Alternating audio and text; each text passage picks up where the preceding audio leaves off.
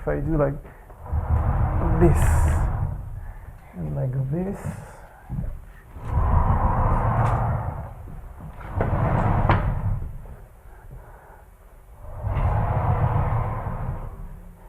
all right, so again, we are, to make sure that everybody is on the same page, we looked last week,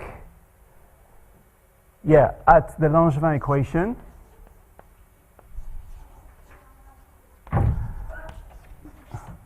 We said that this is x dot dot plus gamma x dot. So there can be a force plus a force, but we didn't look at this with the force. And then we said that there was a coefficient which is 2 epsilon gamma square root w dot, where w is Brownian motion. Thanks. W is Brownian motion, continuous time Brownian motion. Epsilon and gamma are constant. This is usually in physics, this is called the energy. This is in kT, for example. And this is gamma, this was the viscosity. Okay. And so last week, we said, we looked at the case where F was equal to 0. And we derive this equation from consideration, saying that you have a single particle. We have a particle, x of t, that moves in a medium where the ball is getting reflection. And this is why, this is due to this reflection, that you get here the Brownian noise. And this is due to an assumption that the drag force is linear. Otherwise, you see, you know that in airplanes, when they go fast enough in some hydrodynamics at very high speed, it's not anymore linear, because this is an assumption. This is a phenomenological. You know, it can be gamma. This can be to a certain power of the velocity. This is how people have modeled supersonic things in fluid. But this is not our goal here. This is to see where answers assumptions, or the physical assumptions, the modeling, versus derivation. Okay, so this is where we got last week.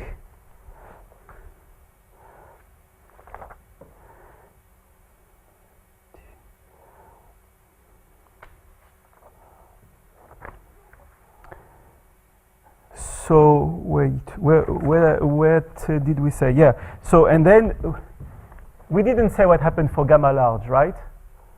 So for example, have we said that for gamma large, let's say when gamma goes to infinity, large enough, compared to you know, any relevant scale, when gamma goes to infinity, this equation converges in the sense that the probability density function converges to what is called the Smoluchowski limit of the Langevin equation. That is, when gamma is infinity, it goes to infinity, is large, then this equation converges in terms of the probability density converges, except for extremely short time, to gamma x dot plus f equal 2 epsilon gamma w dot d. We haven't said this, right? That when gamma goes to infinity, let's say equation, let's say 1 gamma, equation 1 gamma converges. This means of convergence. So this is in probability convergence to this stochastic equation. We haven't seen that yet. Okay, so I'll show you how it goes, why you have this, and what is the limit of this. Because you can find the limit of this for short time. For short time scale, and this is important when people are describing chemical reactions. Chemical reactions for very short time of binding, you have the limit of the Smoluchowski equation, because this is not correct, this approximation. We will see where it comes from. It comes when we have the expression of the probability density function of the diffusion. You will see it's clear where it comes from, but now I'll mention it. So this converges for t in the interval t bigger than a capital T, let's say, t0. And this t has to do with basically is 1 over the friction coefficient. This should be 1 over time, no? Yeah. So this is the time. Below, after the, you can do this after this time. Below this time, no, it's incorrect. You have to go back to the full equation. Okay. All right, so let's discuss this. So why am I switching? Or maybe, okay. So maybe there are a few remarks. Few remarks before we go into this. So this is what I just said at the beginning. So previously, an assumption, one assumption of the derivation is the linearity of the friction force. That is, F was minus gamma velocity. So this is a linear approximation, linear approximation. Now, instead of this, you can have what we call a time kernel, a kernel that accounts for the history. And so, for example, this is the diffusion in a crystal, for example.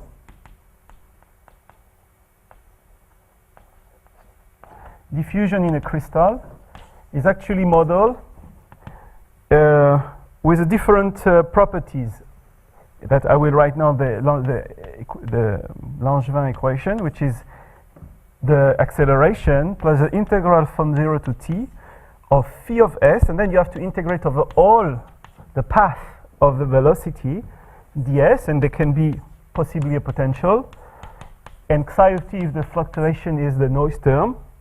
And this satisfies the correlation, which is the expectation of any 2 time ti tj for any 2 times. So psi is the noise, is gamma. Gamma is the viscosity, that the energy cavity phi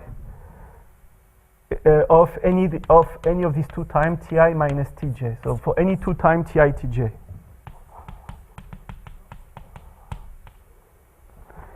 And so I'm getting hot.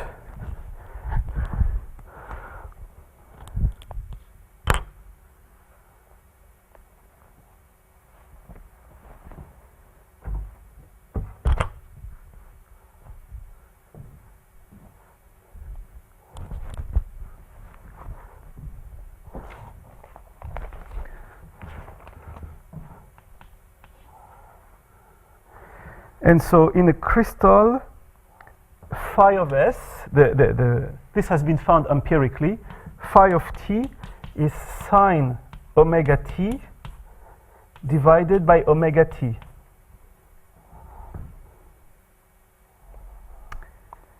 Okay, so what are we discussing here? We said that a different model, so what is a crystal? You know, a crystal is a periodic organization of atoms with a certain structure. And now you're interested of the Brownian motion of a particle inside this structure. How do you describe this? It turned out, after years of work, that the description is not something where you just look at the velocity at one point. You have to take the path from 0 to the point t with a certain kernel. But if you do that, and if you want to respect fluctuation dissipation, you need to have this relationship, which I'm not going to prove here. It's going to be, it will take me another 2 hours. That there is the connection, that the same that you have here, square root of gamma and gamma. This is the connection that you need to respect. This is, again, I'm not describing this. I'm just showing to you that there's a different type of models that can be used for different application. For example, Yeah, it is. It is. Because you respect, you have here the your trajectory x of t. I mean, if you're in dimension 2 and dimension f, you have your all steps, your all variables, and it satisfies a stochastic equation. Now, what you can have from this is, for example, you know what is the colored noise? The colored noise is a noise passed through a low-pass filter. A colored noise, instead of, so how you build a colored noise, basically, you have a noise which is minus alpha u plus, let's say, beta w dot. This is Brownian motion. This is a w dot that is here. And here you are killing the high frequency. Right? You know what is a low-pass filter? Oh, okay, so just, you know, you don't care about the name of this. This is the solution, so U is called a colored noise when it is solution of this equation. You generate, how you generate such a noise? You just use this stochastic equation. And again, this is, so you can now imagine a particle moving with this type of noise.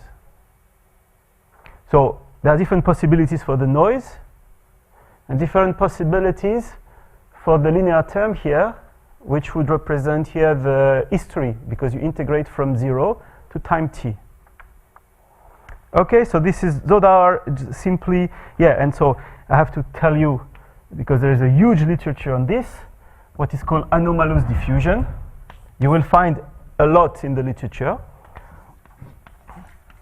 Anomalous diffusion is the case where phi of t, well, it's not very well written, but anyhow, phi of, well, okay, phi of t is t minus s or s minus t to power alpha. It should depend really on t and s, right? So this is true only for s between 0 and t. So that you take this and you put it in here. All right? And when you look in the literature about the anomalous diffusion, this corresponds to solving this equation using this type of memory with this particular kernel. This is called a kernel. And there's an industry of trying to understand what are the properties of the trajectories that satisfy this condition, that have this type of memory kernel. Okay? All right, so this is the remarks. So now I'm closing the remarks. So this was the remarks. And now we are going to this friction approximation. So Smoluchowski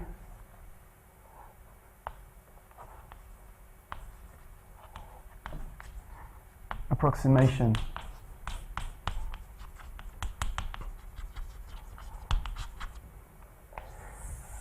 So for understand this, let me remind you that we had V dot plus gamma V equals F, right? Yeah. And then we had X dot, which was the velocity. So in the class last week, yes? For the anomalous diffusion, if you look at the correlation of the psi Ta and psi Tj, and if you take the phi you wrote below, yes, you mean that the second moment would diverge? Sometimes, yeah, there is no second moment. It depends on your process. What does it mean physically that the second moment diverge? I don't know. I mean, physically, what do you mean physically in terms of, for example, in classical diffusion, when you look at mean first passage time outside the domain, there is no mean first passage time because this moment diverges. Okay, suppose you are interested in how long it takes for a particle to enter here in this domain. So the time it takes is the time when you average over all the trajectories like this, which can go to infinity. So this is an example where the first moment, the second moment of the time, that goes to infinity. So now what is the meaning of this? It's very hard to, you need to have a specific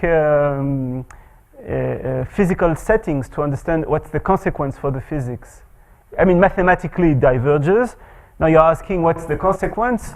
It depends on the question you are asking. For example, here, if you do mean first passage time even for Brownian motion, if you're outside the domain, the time and the square of the time is infinite. All the moments are infinite because of the situation you are looking at. If you do this inside, they're all finite. So there is no absolute answer to your question. I'm saying it depends on the situation that you want to characterize. I think this is what I can say. But there is an entire literature. I mean, people have looked at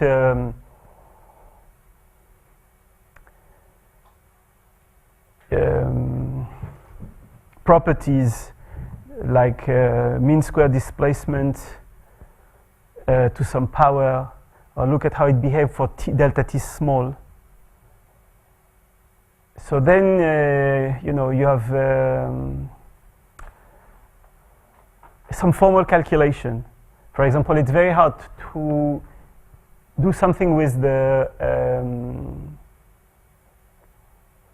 give a solution to the that's what we are going to say, the Fokker-Planck equation, which is the probability to find the particle for an anomalous diffusion, or what is, for example, the mean first passage time. Everything is through the mathematics that you can answer some of the question you're interested in. Okay, so now let's go back to this. I wanted to integrate this equation twice.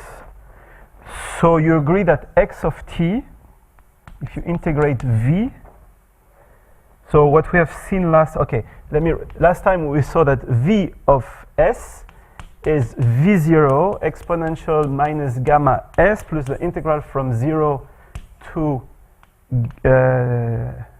s of exponential gamma u minus s f of u du, correct? And now I want to integrate this one more time to get x. So for this, you just, you know, formally integrate this. So this is x0 plus v0, and if we integrate, this will be 1 minus gamma, so this is now t divided by gamma, right?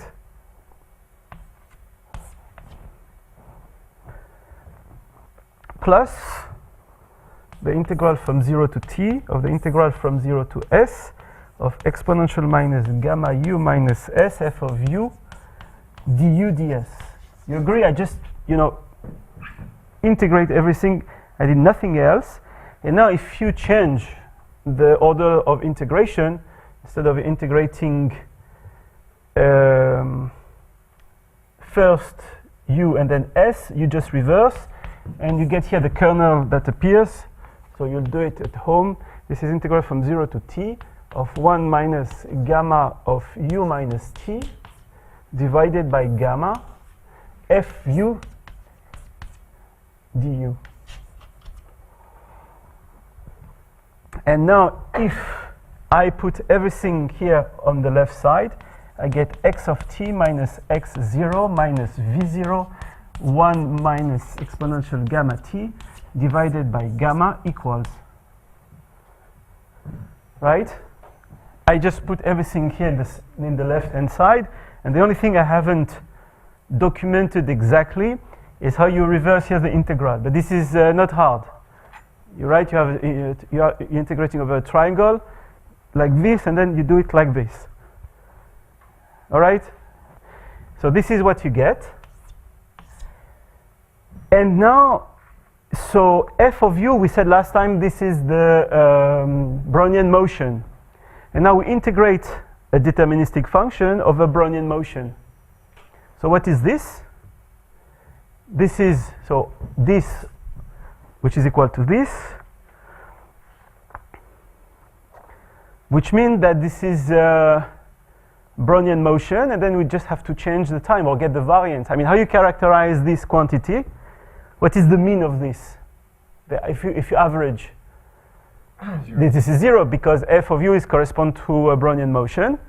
And now the only way to characterize it, I mean, fully, is to calculate the second moment, which means that this entire thing here is a Brownian variable with a moment, a second moment that we have to calculate. Now, how do we do this? So, okay, let's just write down what you guys said. So, if you call this is now our kernel, g of u, let's say minus t. So, this j of u minus t, f of u, the expectation, integration from 0 to t, the expectation of all of this by definition, because this is a Brownian motion and this is deterministic. So this is the integral. Okay, let me write it once. This is j of u minus t, expectation of f of u, which is Brownian motion, which is 0. Okay, and now we are left with the second moment. So, you know, we already did it, so I'll go. So this is the expectation of the integral of 0 to t of g of u f of u du squared. So how do you calculate this? We did it several times. Either you decompose in a sum, or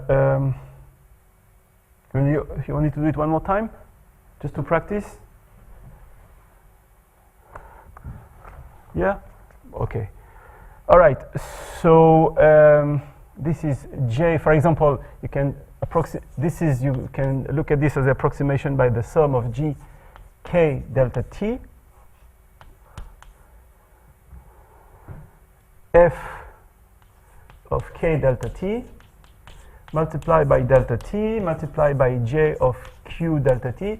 You know, something squared, this is squared, this is twice the same.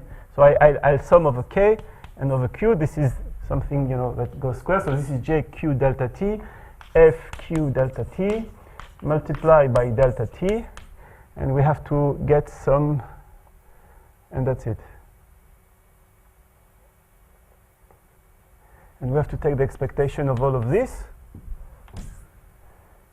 So everything will be 0 except when k equals to q. And so we are going to be left with the classical thing, which is g squared k delta t. And those are the Brownian increments. So we are getting then the this is d omega k. This is the expectation of d omega k squared, right? Because when k is different of q, this is 0. So we are left with something with only k. And by definition, this is exactly delta t. And so basically, we are back to the integral because, again, I'm not going to detail this. You cut and then you go to the limit where the delta t goes to 0. So this is a Riemann sum. When delta t goes to 0, it converges to now the classical integral, which is gq of s ds. All right, and now what is the result? So this is this function squared, right? And where did I? Okay, I see. And also I forgot something. No. Yes. F. What was in the note? The expectation of f squared from last week. Expectation of delta q, delta k squared.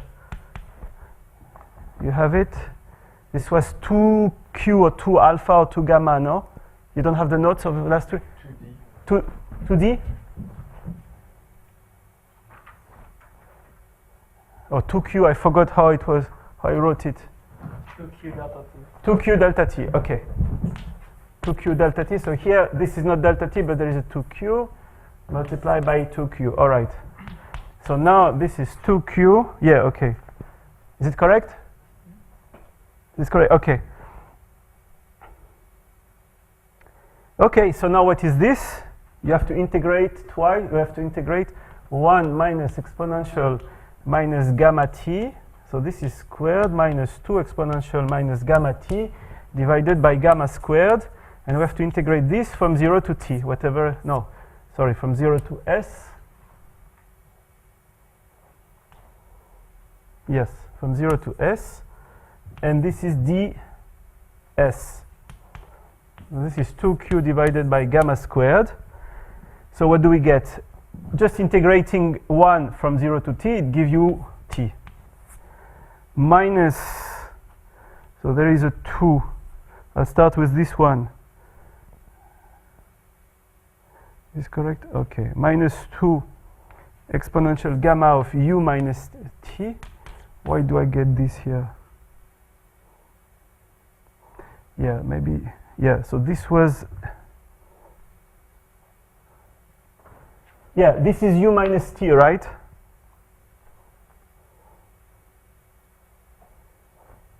So this is u minus t, so I have to integrate with respect to u, and I have a t. So this should be exponential of minus gamma of u of s minus t. And this is of s minus t. All right.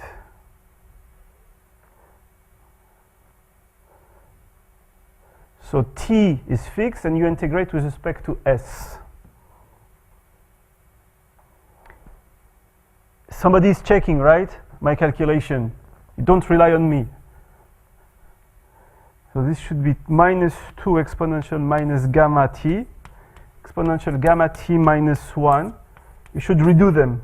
Plus exponential minus 2 gamma t, exponential 2 gamma t minus 1 divided by gamma squared. Is it what you get?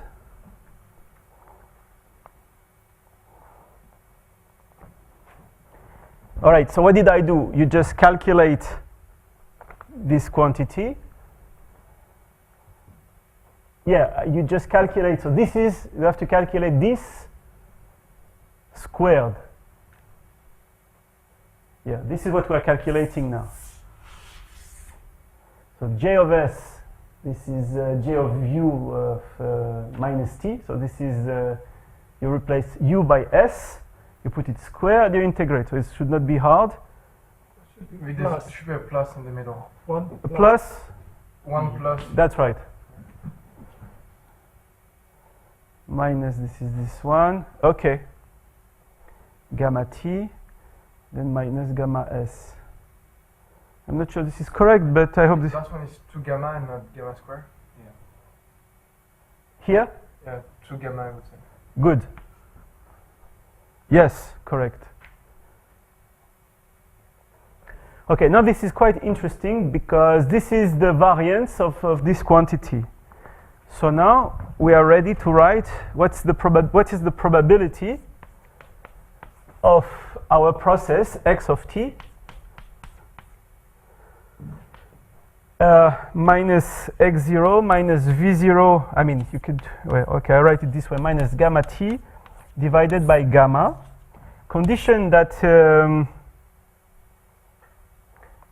yeah, okay, this is clear that there is no conditioning because for t equals 0, x of t equals 0, and the derivative is v0, right, from this.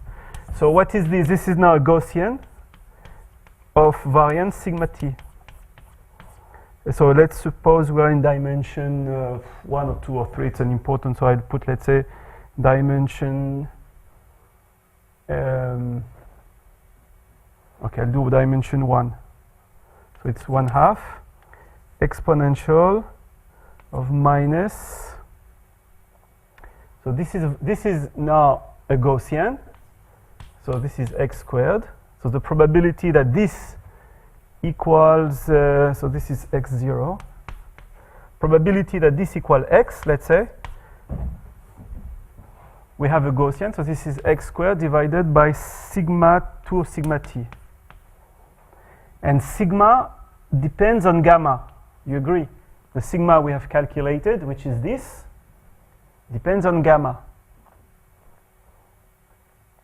All right. So now what happened? Yeah, this is I wrote it in dimension 1. If it's dimension 3, you have here, actually we can write, yeah, I'll do dimension 1 because it can be different in all dimension. I don't want to start introducing a tensor for the noise, that you can have noise. So let me do it just dimension 1. It's not very hard. If you have 3 independent equations in 3 direction x, y, and z, then we have 3/2. And if the matrix of the noise is identity, then you just have put a 3 here, and that's it. Okay. So now let's start the thinking. Up to now, this is the boring calculation. What is the meaning now of gamma large? We can look at how these behave when gamma is large, right? So we should look at this when gamma is large. So what do you get when gamma is large? Well, I hope these formula are correct. I think they are. So it's 1 minus exponential gamma t divided by gamma. You agree? So t is t. It doesn't move. Q is q. So I think q we had a value. Yeah, what is the value of q? Q. So sigma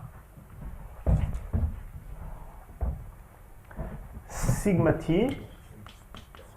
So this is 2q. So I wrote gamma. So q is actually gamma kt divided by m, something like this, right? Okay. So q depends on gamma. So we get 2 divided by gamma. And here there is a constant. Let's write it kt divided by m, which is unimportant, but we'll write it anyway. Multiplied by t minus 2 divided by gamma, 1 minus exponential minus gamma t. And now you said it was plus exponential, no, 1 minus exponential minus 2 gamma t divided by 2 gamma. So in principle, if gamma is large, this for t not 0, this is going to 0, right? This is the same. This is going to 0. This can drop. So in the first approximation, when gamma is large, this is like 2 kt divided by gamma m divided by t. So this is exactly 2d delta t, which is a classical diffusion tensor for the Brownian motion. So when t is large, so what happens if t is 0? If t is 0, for example, if you expand for small t, this is minus gamma t, so this is 1 minus 1, there is a gamma and gamma goes. Then you don't have any more such a beautiful result. You see that if t is small enough, this approximation fails, which means that the convergence in probability, so now when gamma is large, this behaves like the same that is in here, except that sigma behaves like this, which is exactly the diffusion, the probability distribution function for a pure diffusion process. You are with me? Which means that in the sense, these equations, this is called the Smoluchowski, 1914 or 1916. This is the Smoluchowski limit, that the Langevin equation, in a sense, converges to the Smoluchowski limit of the equation that has its name. Except, so this is for t, basically big enough. Gamma t should be something larger than 1 over gamma. Otherwise, it is not correct. And this is what is usually forgotten in many applications. Because this is something to remember when you do chemical reaction. And if you use the classical framework, that is x dot equals your potential well. Suppose you have a potential well, you have a particle, and you have a parabolic potential well. This is the plane. It comes here and enters into this domain. So this is modeled as x dot minus this interaction potential plus 2d square root of 2d w dot divided by gamma. So I divided, so I take the Smolokhovsky limit, which is written somewhere. Yeah, it's here. You divide everything by gamma. So you get force divided by gamma. This is the approximation. Now, of course, the question is that when the particle escape, what is the meaning of escape? Escape is when you are in here. You're at the boundary. So what is the next move to be done? Either the particle goes away, or it can go back. And in the simulation, you do this, but it can come back inside and outside an infinite number of times. It goes back and come back. It goes back, you wait some time. So this is completely artificial. This is artificial. This is due to the fact that here the approximation is not anymore correct. So when you go outside from the well, if you have for a certain time a ballistic propulsion, because this is the ballistic, you have a velocity v0, then you move away and then you don't necessarily come back. All right, so that's why I think it's important to think about it for any type of simulation and to see what is the limit of the model you are using. And it is important because we need to model this type of process. Okay, so this is called the Smolokhovsky limit. This is called the Smolokhovsky limit. And so we have shown that the probability density function, P, let's call it gamma, converges to P of a pure diffusion process as gamma goes to infinity. And for T, let's say, larger than a certain constant. This is pure diffusion. So this is, convergence in terms of function. So you can have any good space, L2, maybe more than L2 here. If you have outside this constant, we can have very strong convergence.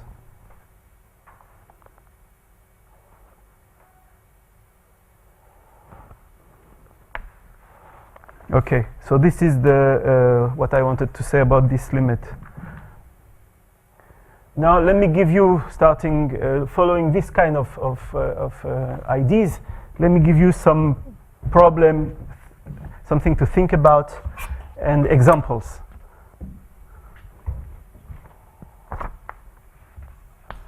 Examples and applications.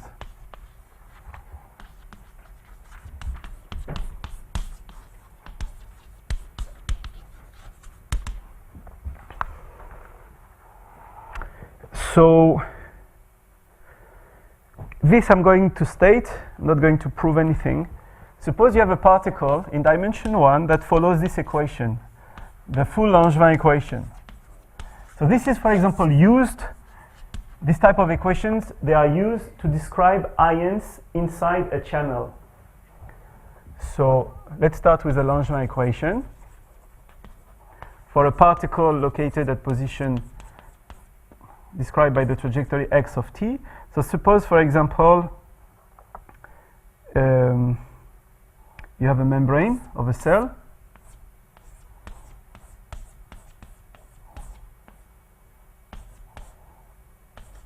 And then you have what is called the pore of a channel. So you have here, you can have a complicated potential well. So this is as a function of the space, let's say z or x. This is the profile of your potential well. I'll put it in blue.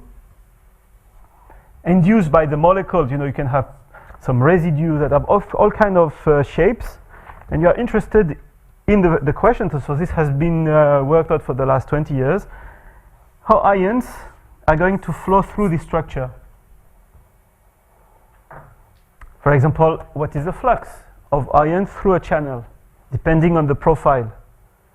So for this, you have to solve this equation, and you have to add here a potential. For example, we have to add here plus V prime of x equals 2 gamma W dot. And this potential is the potential that you have here. So you can look at different questions. So one question that came out of this in a very simplified case is called the albedo problem. So the question is how to calculate the flux, how to compute the flux through a channel.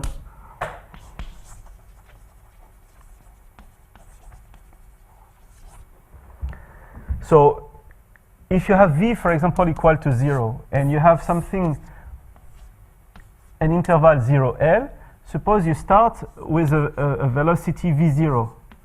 You push a particle with V0.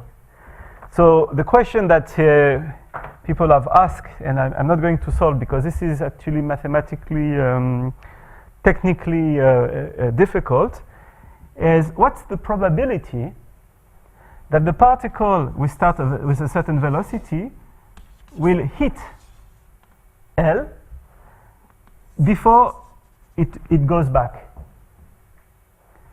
All right, so this is for zero potential. This is called the albedo problem.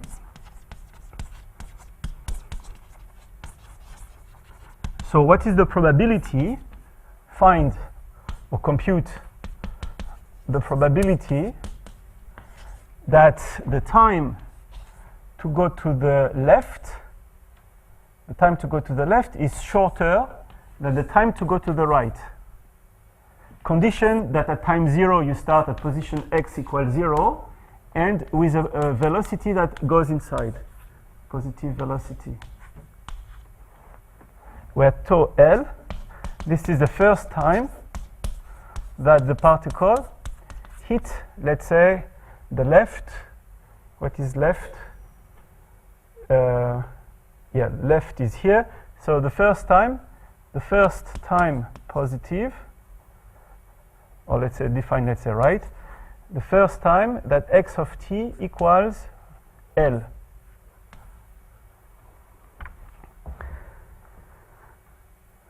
And t left is the first time that x of t equals 0. Strictly positive. So, and you go with a velocity, that's why here this is strictly positive velocity, so that, if you come back, because you make a loop, you just don't come back immediately. So this is actually a very hard problem to solve. It involves solving the Fokker-Planck equation in dimension 2 in the variable v, the velocity in the phase space, v and x, and to look at the correct boundary condition. So if you want to do something analytically, here this is not trivial. It has been looked at and published, there are some results published in the 80s, 86, 89, so 1986, 1989, in Siam Journal of Applied Math.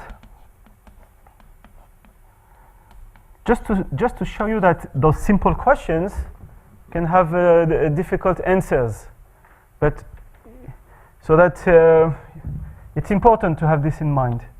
So 1996, 1999, and this is from one of the authors, David Livermore. So if you do just a Google search, or you can have these two papers. So what people are doing with this, they try to do simulation. They try to do correct simulations.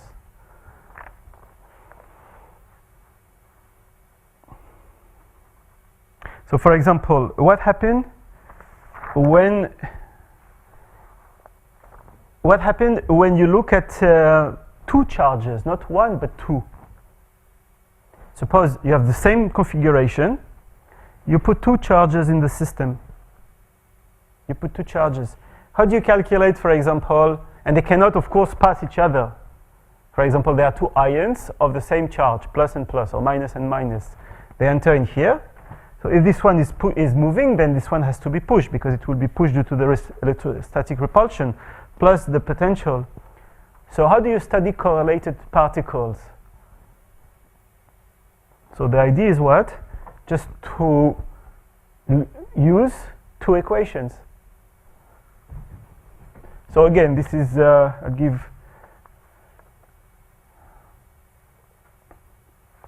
two more examples, and then we will move on to the Ito calculus. So again, I said that I'll do the Ito calculus, I'll do the classic that I used to do in Paris for many years, and then we will move on to the new type of calculation I want to show you with what we said at the beginning with the plan we had. So for what is the flux, I mean, how you state the problem? I'm not solving anything yet, just showing to you what the problem is. So if you have two correlated particles in the channels, two correlated particle ions in a channel. So how do we write this? We need two equations. So this is particle x1, particle x2, and we want that x1 never penetrates x2. So x1 minus x2, for example, they can always, we can have this condition that they cannot come too close, which means x1 and x2, they cannot be more than a. And so now we have two Langevin equation, x1 squared plus gamma, so acceleration velocity, plus we have a potential, so we have the potential of the well, this is the channel, plus the interaction term, x1, x2, equals noise, 2 epsilon gamma w1 dot. We have x2 dot, which is plus gamma x2 plus v prime channel on particle 2, plus the force due to, this is the force due to 2 to 1, and this is the force due to 1 on 2 of x1, x2. And for example, equal noise, 2 epsilon gamma, so we don't have necessarily the same noise. So this is W1 and W2. What is, for example, this V12 or V11 or V21? If it's completely symmetric, then V12 on 1 on 2 or V21, this you can take, for example, what is called the Lennard-Jones force. Lennard-Jones force, which is 1 over R6 minus 1 over R12. So it's a constant, C1 x1 minus x2 power 6 minus a constant. So the constants are known in the literature, x1 minus x6, x2 to the power 12.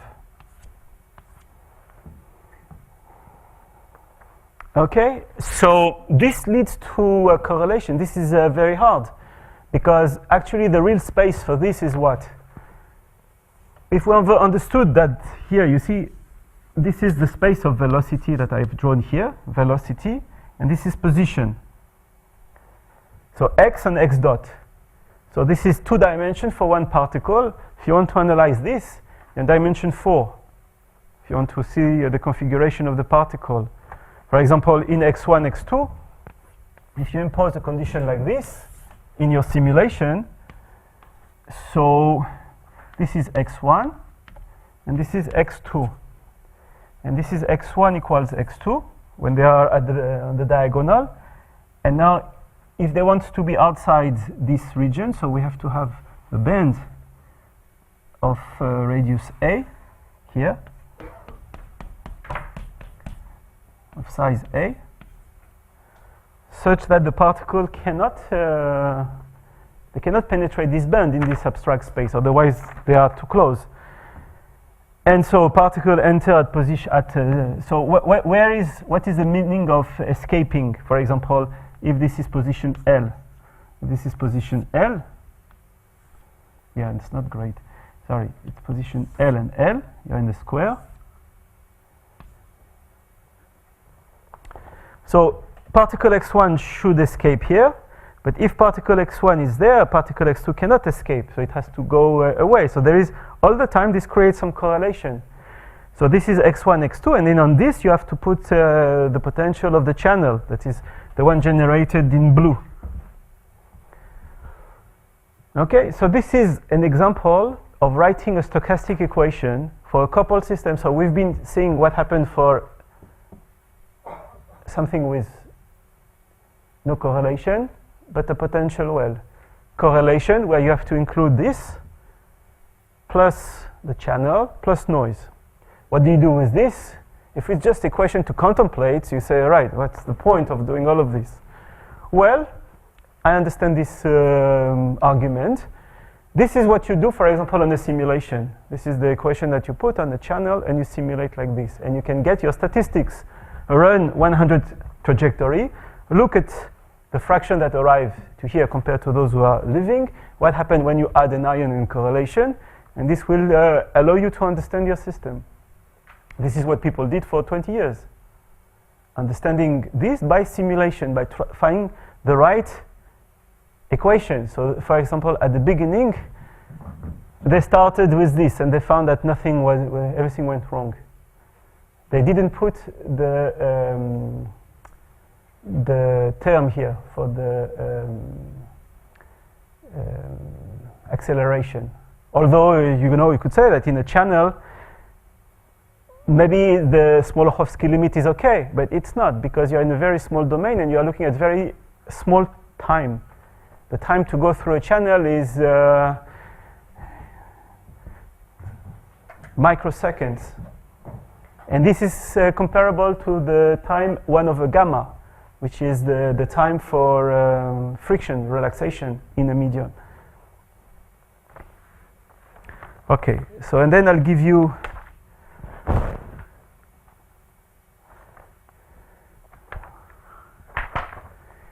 sorry, I'm lost in the notes. Yeah, and now I'm going to give you, so if you're interested in all of this, the classical book about ionic channels, this is written by good biophysicist. This is the book of Bertil Hille, and this is like, the name is Ionic Channels and something. And the latest version is 2001. So you'll have some description of this plus the latest about trying. So it's still going on.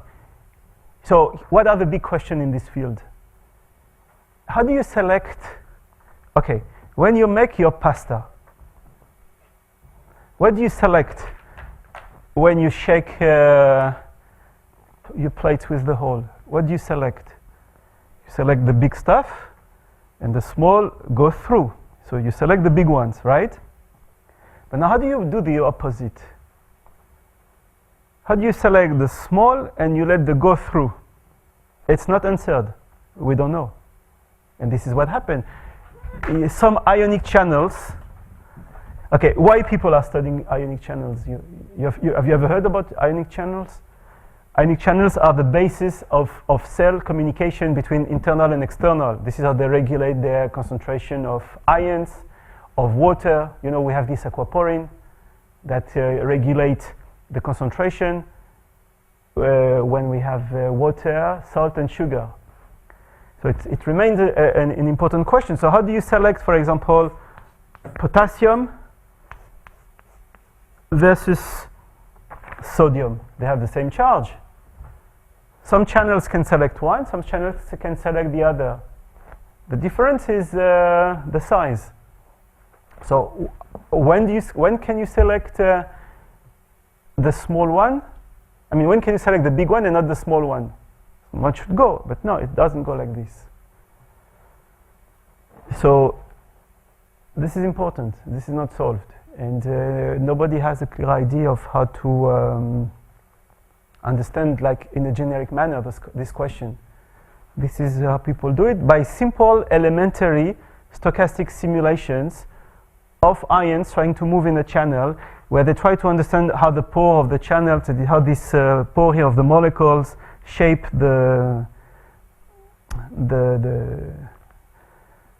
potential, and you can have also this interaction between. I mean, it can be more complicated, but I don't want to go into more detail. Okay, and the last example I would like to show you is how do you amplify with Brownian motion? So this is now a question in transduction, cellular transduction. So the final application, so this is application number 3. So this was application number 2. Application 2. And this is application 1.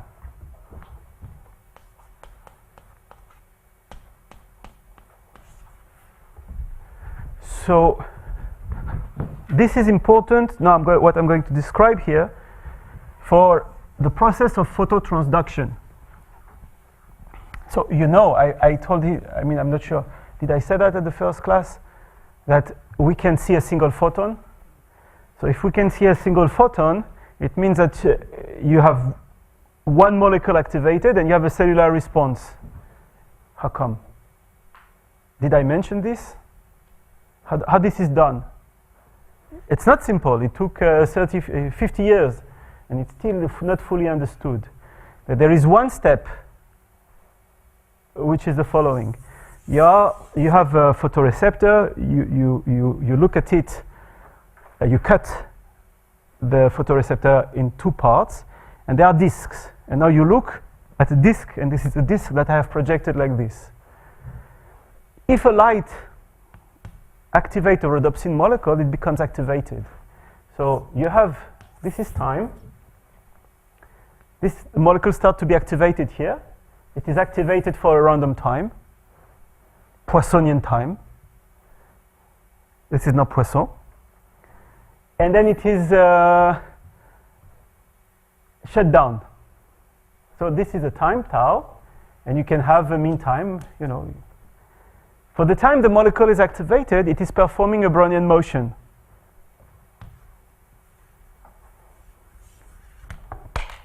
So you have such a Brownian motion. And now, here is the question.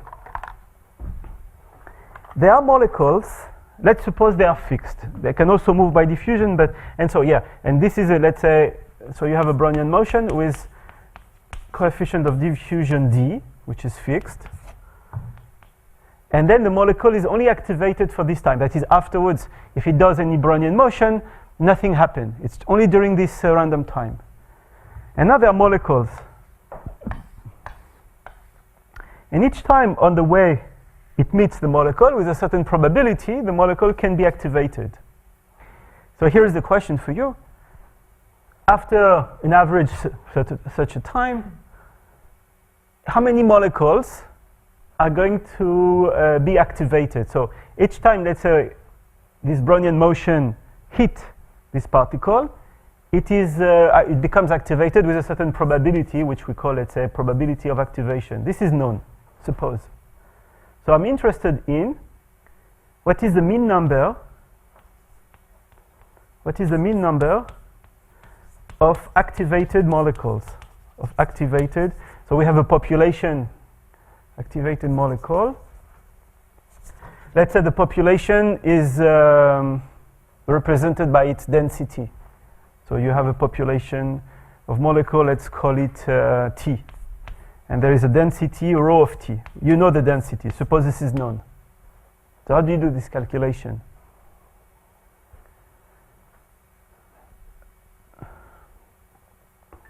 Okay, so this is more or less the same. We need the same type of model. We need to have a Brownian motion. And now what we need is, of course, molecule, they have a size, right? So how do we account for the size? We can say that instead of looking at just a trajectory, we can look at a bend near this, so we get something like this, right? I mean, I'll do it. So, you know what is the name of this?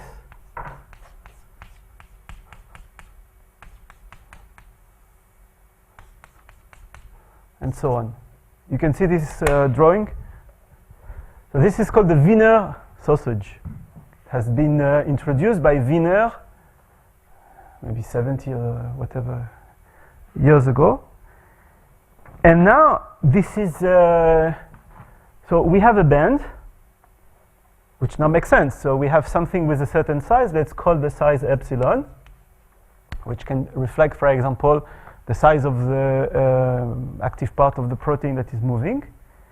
And during a certain time tau, we would like to see what is the surface that is covered. Then the surface covered multiplied by the density of particle will give us some information about the number of particles of the type T that is inside. Right? And then for each one that is inside, there's a certain probability of activation, then we can calculate this. All right? So this is the... You want me to... Let's maybe look at it together, and then I'll finish this example. This will close our example type. So you know how to treat, how to describe the Wiener sausage. So let's call the Wiener sausage what I just described to you, which is this ensemble. This is the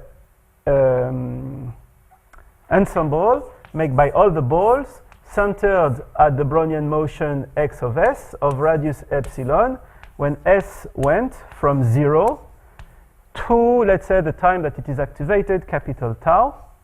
And you take the measure, the surface associated to this. So this is the Wiener sausage, this is ensemble.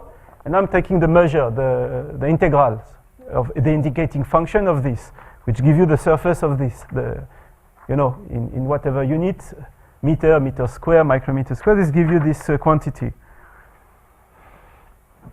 But what is interesting, and this I'm not going to prove it, that in dimension 2, this behaves like pi tau divided by log of 1 over epsilon. Epsilon is the size, pi is pi, and tau is the time. And this is a formula due to Mark Katz from the Feynman-Katz integrals, 1974, Rocky Mountain Journals. For those of you who will look at it after the class. Rocky Mountain Journal. So, and this is for tau small. This is an asymptotic formula. What is nice, of course, is there is a phase of formulation and there is a phase of computation, how you do asymptotic analysis, which I'm not doing here, we will do later on in the class. How you calculate, but for this part of the class is to understand what are the questions, how you formulate them, and what are the tools to address them. Okay, so now we are almost there because we have this surface. So what is the total number, the mean number of, sorry, there is something I haven't done. I have to take the expectation of this over all realization, because you start from here, you have one realization, you start from there, you have another one, and then you average over all of these sausages so that it becomes a deterministic number, right? Otherwise, you have something stochastic, you have a piece of a tube which is stochastic, and then you average over, you take the measure, and now you average over all of this, and this is the result. Okay? This is classical tools in classical probability theory. People are looking at a lot of calculating this, and I'll mention something in a second about this. So what is finally the mean number of the expectation of the number of bound molecules? So this is a random number. Each time you do this, you have a certain number, and you average over realization. So this is this pi tau log of 1 over epsilon multiplied by the probability of activated multiplied by the density, because this is the surface multiplied by density is a number, and this is the effective PAC. This is the probability to activate a molecules after when this is called the rhodopsin, after the rhodopsin molecule, or it's any kind of molecule, the rhodopsin molecules hits it. And this, of course, we have also to average over the time, because if the time here is the random time Poissonian time, you have to average over your mean Poisson process, and you get tau mean. Okay, so what is wrong with this model? Yeah. How come the size of the Wiener sausage does not depend on the diffusion coefficient? The size of the Wiener sausage Does not depend on D. It should.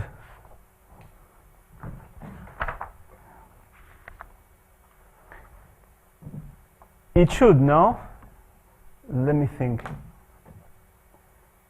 If the diffusion constant, yeah, because this is probably assuming that D equals 1. You're correct.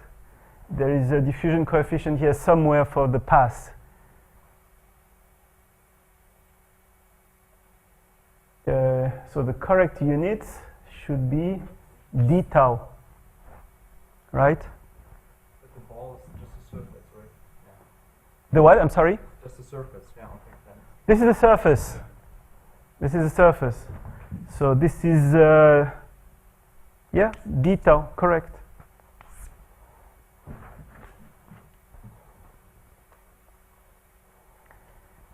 So what is wrong with this model now that we've corrected this basic thing? What is wrong? I mean, it's not wrong. We are counting things twice. Because of what?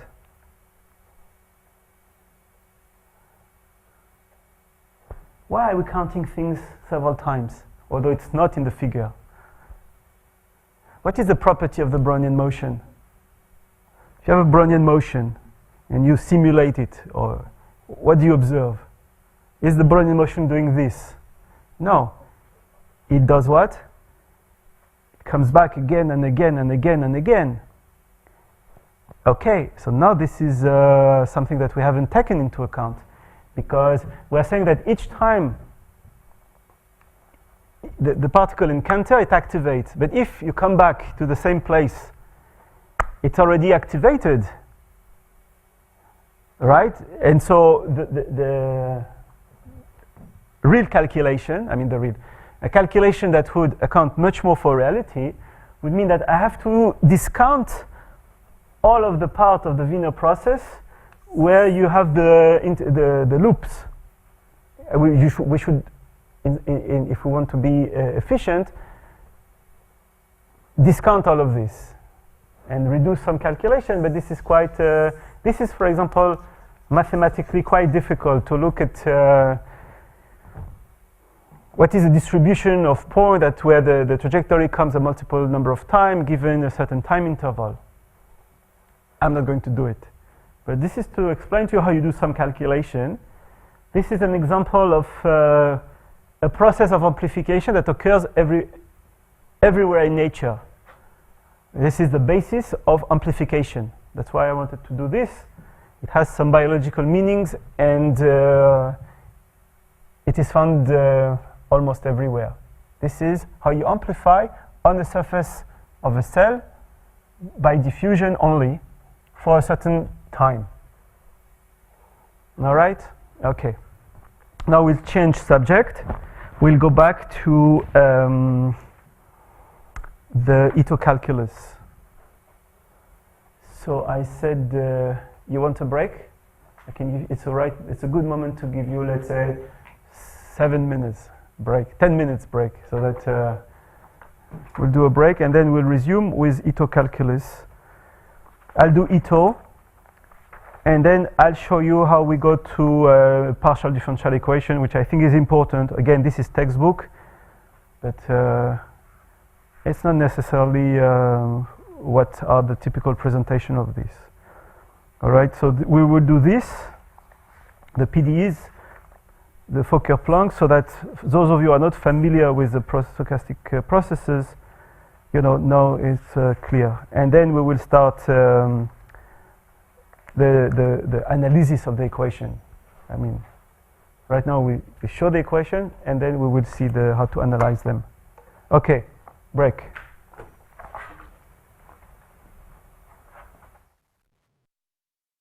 Physics with a lot of variables, a lot of freedom. So it's not the classical physics that you think about the Newton or a solid. It's particle physics where you have millions of particles that you have to do averaging, that you have to look at what happened of the geometry. So this is a new way of thinking, not classical. I mean, classical in the sense that it's classical physics, but you have to have new ways to understand with the classical tools this new type of physics.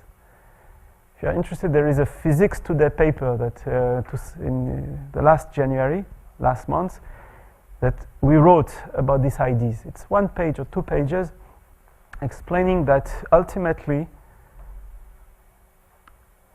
the new biology, the new mathematical physics in the biology uses the classical physics. But now you have to deal with many degrees of freedom. And this problem of change, how you change scale? Nobody knows how you change scale. How you connect a bath of continuous particle with discrete event? How do you do this connection rationally? How do you analyze it? What is the meaning of electricity? Those are basic questions. They are not answered. And I'm not talking about sophisticated questions. This is the basic comprehension of what is electricity in cells. It's not clear. I mean, to us, which means we don't know. Okay? All right. So this is not part of mathematics. This is what I have shown you now. This is part of what is called modeling. Modeling means how you go from a problem to some equations. The math starts when you do analysis, when you extract information, when you extract solution from equation, or you simulate. This is called modeling, all right? Now I'll go back to math, to look at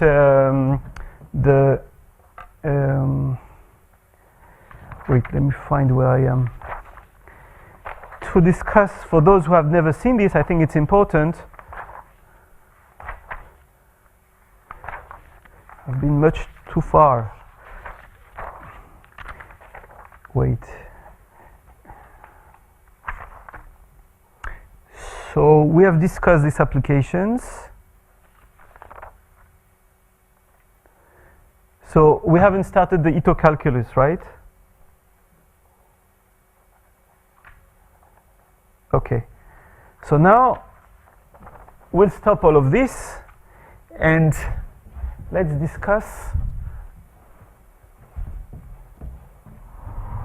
For those of you who have never seen that, I think it's very important to discuss what is the Ito calculus, because it will allow us to define different types of stochastic integrals that we haven't much discussed so far. And it will allow us to derive what is called the Fokker-Planck equation and the mean first passage time equation, from which we can do all the calculus. Okay, so the essence of this is the following example. So if you have, again, x1 and x2, this is two deterministic functions. You know, by definition, if they are regular, the regularity is good enough, that dx1 x2 is x1 dx2 plus x2 dx1. But this is not correct if x1 and x2 are two stochastic processes. So I'll give an example that we'll do together, and we will start from there. This is b delta t plus a1 dw, and I'll take dx2, which is b2 delta t plus a2 d omega, and this is the same omega here and here. And those are constant, a1, a2, b1, b2. All right, so I want to take this to calculate this quantity, x1, x2, and this quantity, and I would like to compare to see where the difference comes from. Okay? So let's do the calculation. We can integrate this, right? So what it gives the following. x1 is just b1t, because those are constant, b1t plus a1w plus alpha 1. You see, this is x1 of t, x2 of t, which is b2t. So again, you do it for yourself, and you make sure that I'm doing things correctly. a2 omega plus alpha 2. Now I can calculate x1, x2, and differentiate. All right, so let's do this. x1, x2 is the product. So this is alpha 1, alpha 2. Now we have to calculate. So the term in omega is a1 alpha 2 plus a2 alpha 1. Now the term in t, or in omega squared. In omega squared, you get what? In omega squared, I think we have only one, correct. a1, a2 omega squared plus the term in t omega that comes from here. So this is b1 a2 plus a1 b2, and this is t omega. And then there is a term in t squared, which is b1 b2 t squared. So we need 9. We're missing which one? Omega, t omega. T is missing, right? Yes, that's good. So this is b1 alpha 2 plus alpha 1 b2. That's it. And now let's differentiate this d of x1, x2. Right? You're saying that I'm completely stupid, you know, I just integrate and I have to differentiate. But it's okay, because I want to calculate the difference. Okay, the differentiation of a constant, this is a constant. The differentiation of d omega, this is a1 alpha 2 plus a2 alpha 1 d omega. Then this is plus a1 a2 d omega squared. This I don't know what it is, so I leave it this way. I don't touch. This is, again, I don't know what it is, b a2 plus a1 b2 t of d omega. This I know because b1 and b2 are constant, and this is just 2b1 b2 t. You differentiate this, and this is also known because this is b alpha 2 plus alpha 1 b2 dt. All right? I haven't made anything yet. I just wrote this d, and now we have to understand what is the meaning of this d. Okay, so to calculate, to understand the meaning of this, I would like to go back to what we discussed.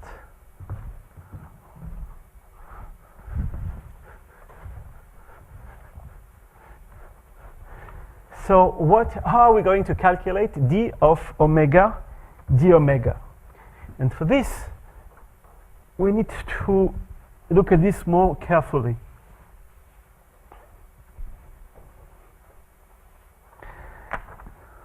again, this is now some mathematical treatment that we have to understand. What is d of omega squared? And for this, I'll propose to compare this. Basically, we would like to compare this with omega d omega, right? And so to calculate this, we can also compare the integral of the function.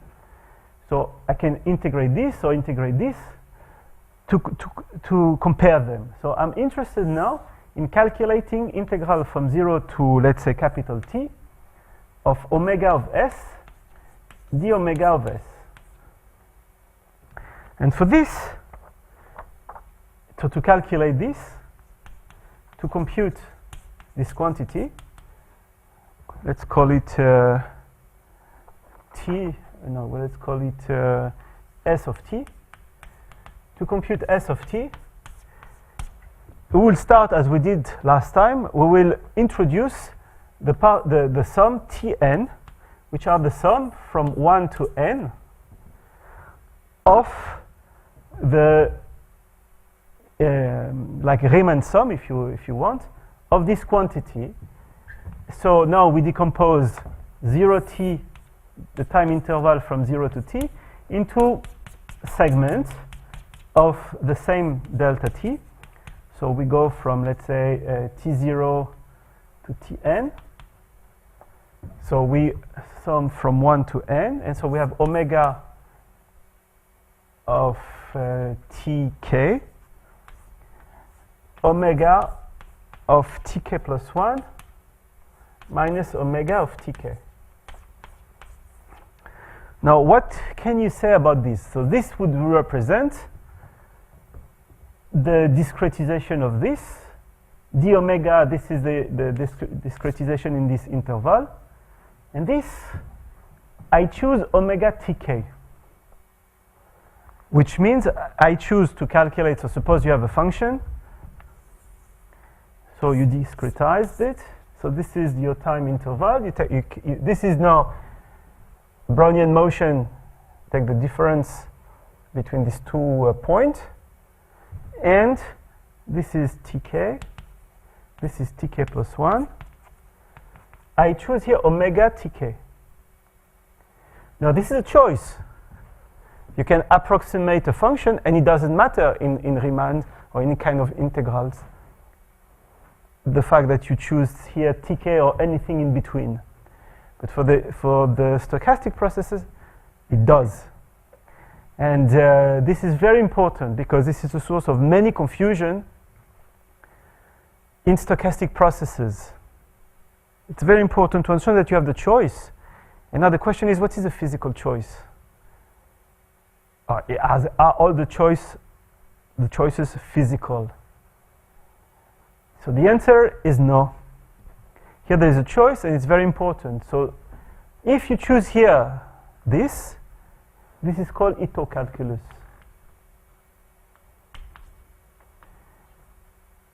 You could choose here omega tk plus 1. Right? This is if it was a purely deterministic function. And if this is a Riemann sum, if you take k goes to infinity, it converges to the classical integral. Here, it's not going to be the case. And this is the choice 1. And this choice, if you take this instead of this is called the Stratanovich calculus, Stratanovich form. The paper.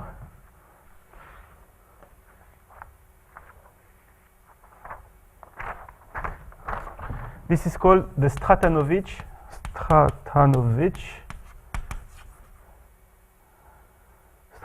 form. And you can also have any, you can, if you think about any convex combination, it's S omega tk plus 1 minus S omega tk plus 1. So for example, for S equal 1/2, you have also a form which is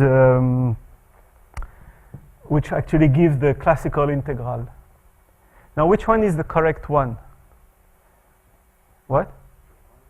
Stratanovich? Why? It's not anticipating? The one it is not anticipating is this one. Yeah, yeah. So this is exactly the response. This is because it's not anticipating, it doesn't see the future. But sometimes in signal processing, you see this form. Why? Because if you have a radio signal that you have acquired and you process it, you know the future. And it can come out that you end up with a Stratanovich form to calculate things. Because you know the future. Okay? So people did not abandon all of this, but I want to mention that to you. This is in books. This is discussed in length in books and in papers. And it's even not clear in papers why people are applying Stratanovich form to physics problem. But it is done. Now you have to understand what's the origin of this. Okay, so now we are left here. Now let's do the calculation with this, and at home I'll leave you this to do. Now let's start the calculation. Can we calculate Tn, which is, so you have your Brownian motion multiplied by this quantity. Can we rearrange this? The answer is yes. We are going to do that now. Tn can also be written as a difference of squares. So this is omega, let's write it, omega k plus 1, tk plus, okay, let me not define omega k as omega of tk, right? So I'm not going to repeat all of this. So omega k plus 1 squared minus omega k squared. So if I do this, I am left with 1 minus omega k squared divided by 2, so that it is minus 1. We are left with omega k plus 1. And we have introduced this term, so we have to remove this term. So this is omega k plus 1. Somebody has to check, right, that I'm not doing a crazy thing. Omega k squared divided by 2. Now, omega k plus 1. Is that correct? This cancel with this one. This plus this equal minus omega k, which is this one, and this is just this one. That's it. Okay? So this is the sum. So if you sum this is a telescopic sum, everything will cancel out. So it should be omega squared t divided by 2 minus omega of 0 divided by 2. And this we are left with omega minus, so this is minus all of this. So this should be 1/2 omega k plus 1 minus omega k squared. From k equals whatever, from 0 to n minus 1, something like this. Or to n, Tn. Okay, are we good? Is it correct?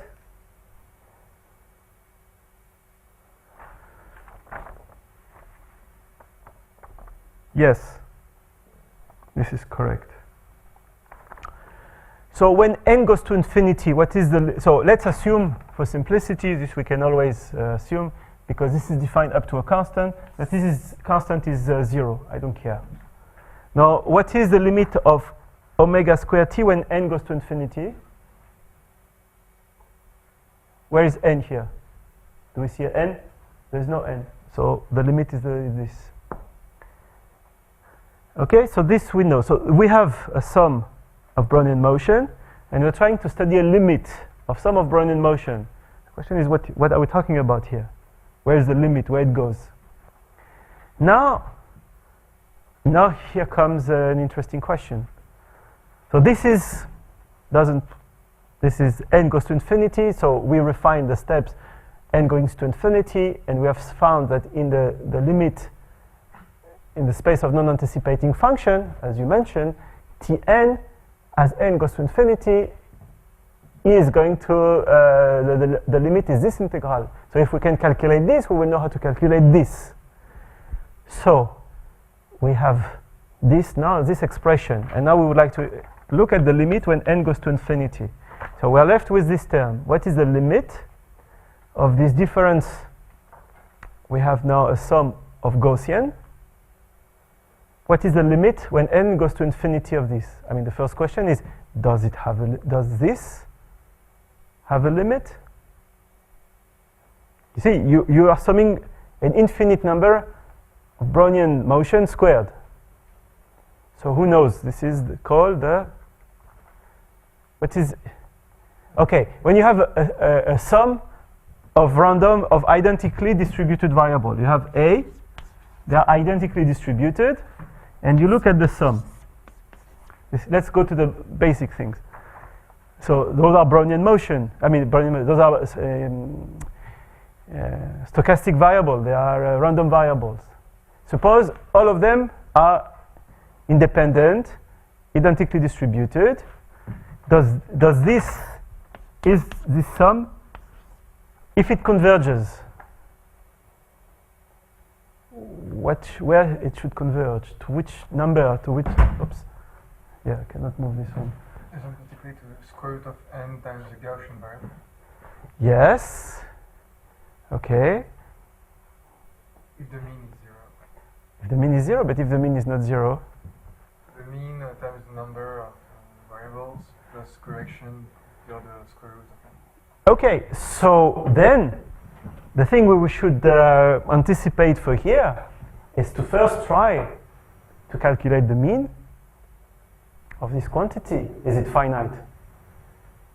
And if it is finite, to look at if this number, although they are random numbers, when n goes to infinity, possibly they will select the mean value, and this will be the limit. Okay, so let's look at this question. What is the mean of this variable? Is it finite, and what it is? And then we will proceed.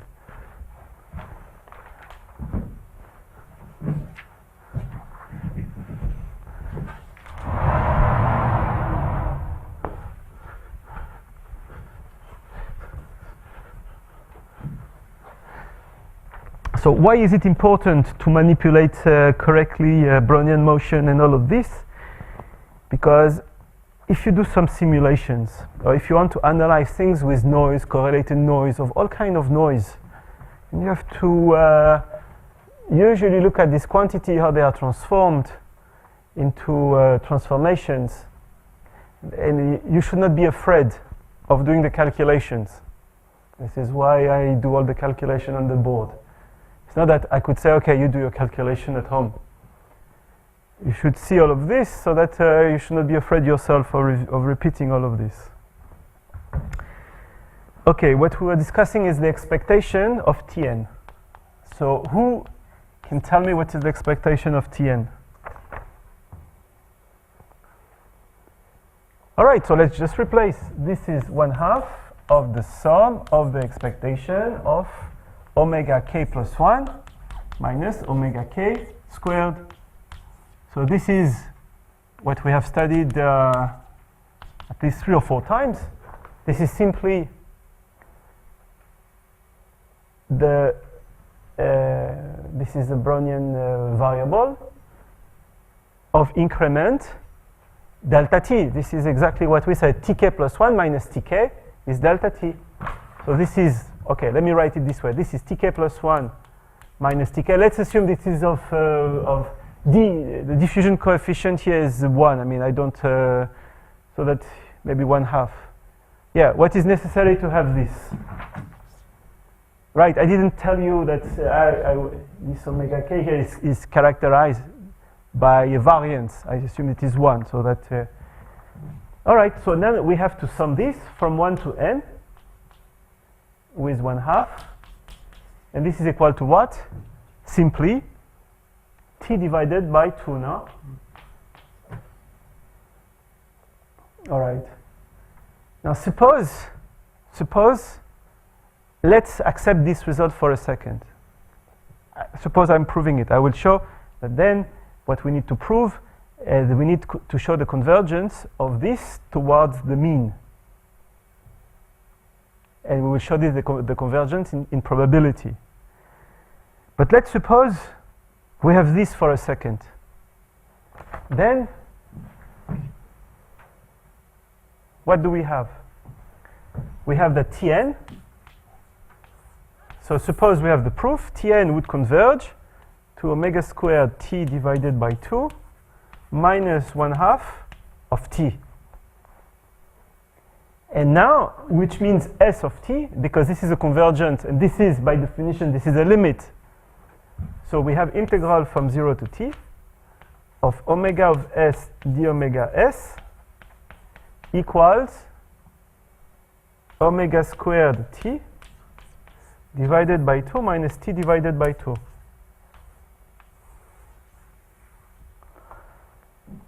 Right, this is a result in limits. This is whatever it is, and this is the limit of what we have seen, of the Tn, which is this. Now you can differentiate, or you can write this with the infinitesimal version. So integration of 0 to t dt of this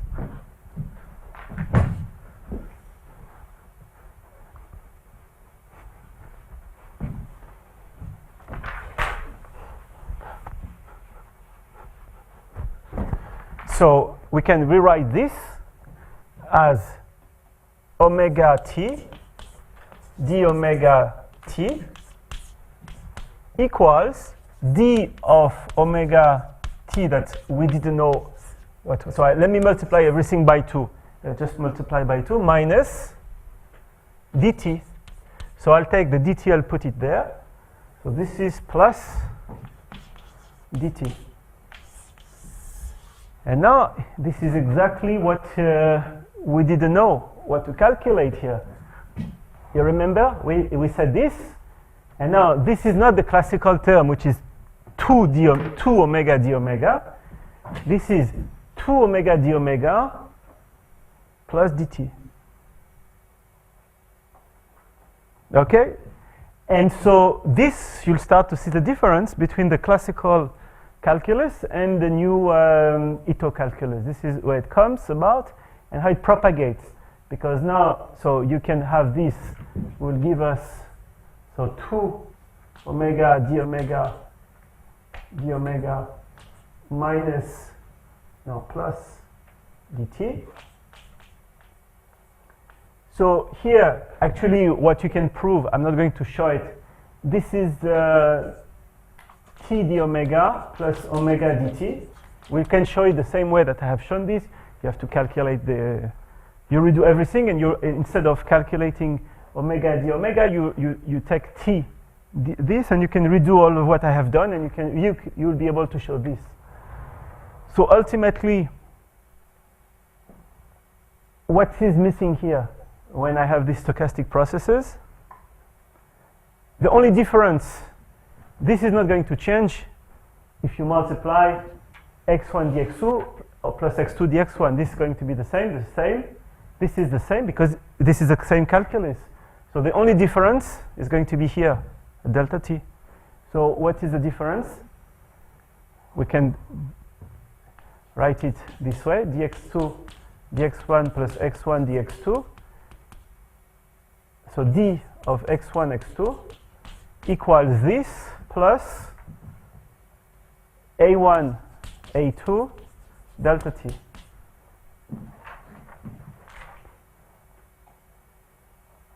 Okay?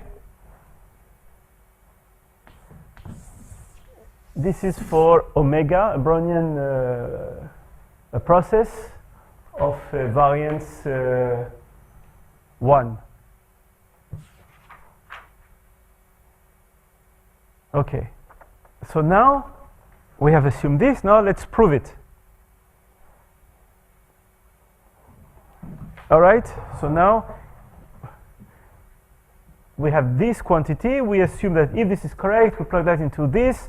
So now we have to prove that what? We have to prove that Tn converges to, so what you said was the large number theorem where this mean is 0, but now when it's not 0, we have to, it's much more simple. So let's prove that Tn converges to the expectation. And how do you show that? We want to look at the difference, Tn, minus the expectation. And we are going to prove, you are going to use what is called the classical theorem. This is maybe the only time where I will use something of classical theorem. You have to use the Chebyshev inequality, which give you an estimation when you have a random variable minus the expectation. This is larger than epsilon. This can be estimated by the variance, which is the expectation. This is less of Sn. So why I wrote here S1? Okay, this is Sn. Sorry, this is Tn. Okay, let me write it this way. This is Tn squared divided by epsilon squared. So it goes like this. So this is called the Chebyshev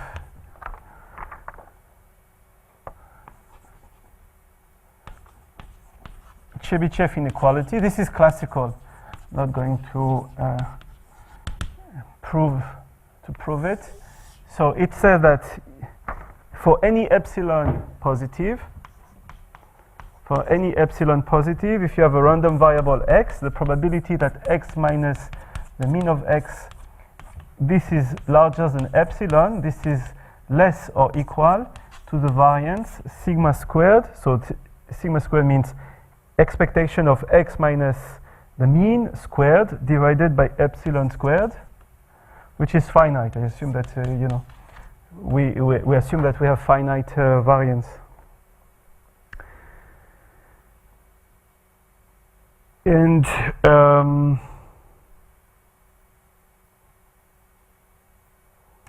so this proves that if we can show that this goes to 0 when n goes to infinity, if we can demonstrate this, this will show that we'll have in probability that almost everywhere the limit of Tn is the mean. And this is what we wanted to prove. All right.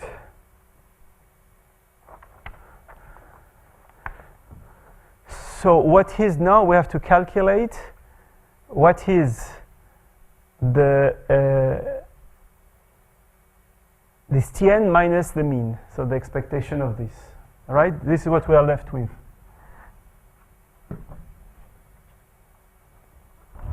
So let's prove that this goes to 0 as n goes to infinity. All right, so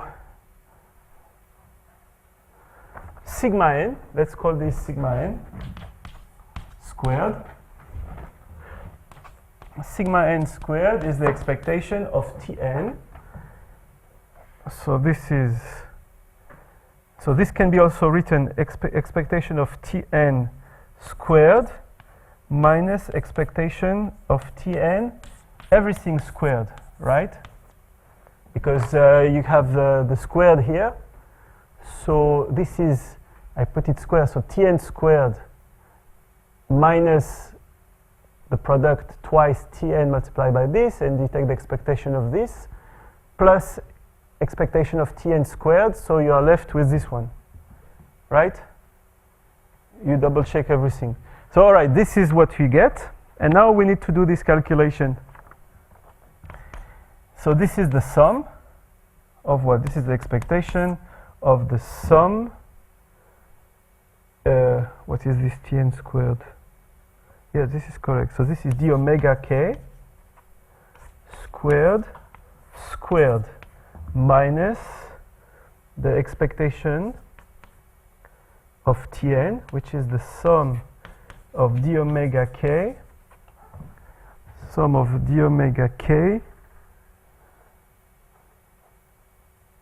this yeah, with a squared here, everything squared. I just introduce in here what is the definition of Tn.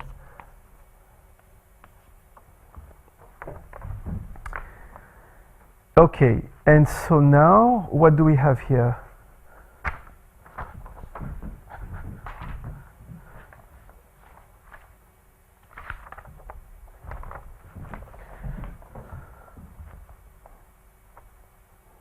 Okay, so this squared, I can also develop it.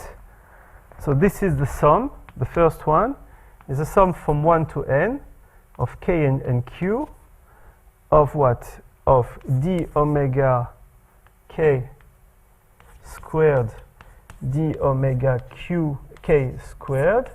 And now we have the expectation of this. Is this correct? Yes.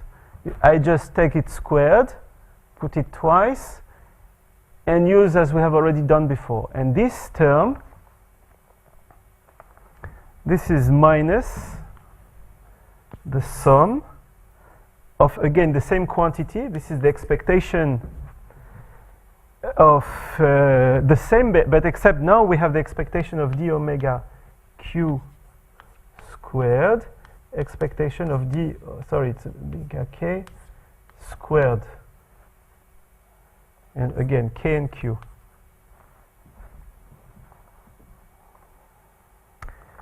And this, so for example, what happened when k equals q?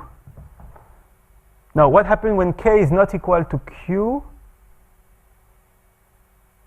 Those are independent, so this should cancel out. So we are just left with what happened for k equals q. And we can always then get, because this is a minus, this is always less than the sum for k equals q of this squared, which is expectation of d omega k or q, it's an important, power 4.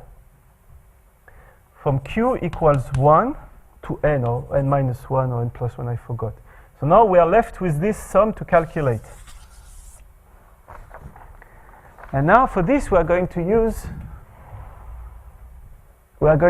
the expression of the Brownian motion, and that will be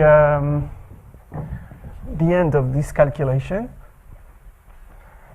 So now what is this sum? So first of all, this sum is the same because we have n independent Brownian variable.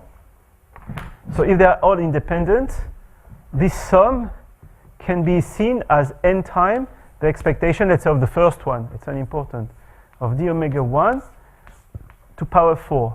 So now what is the expectation of d omega 1 to power 4? And then there is an n that we are not going to, we should not forget about this one. So what is this?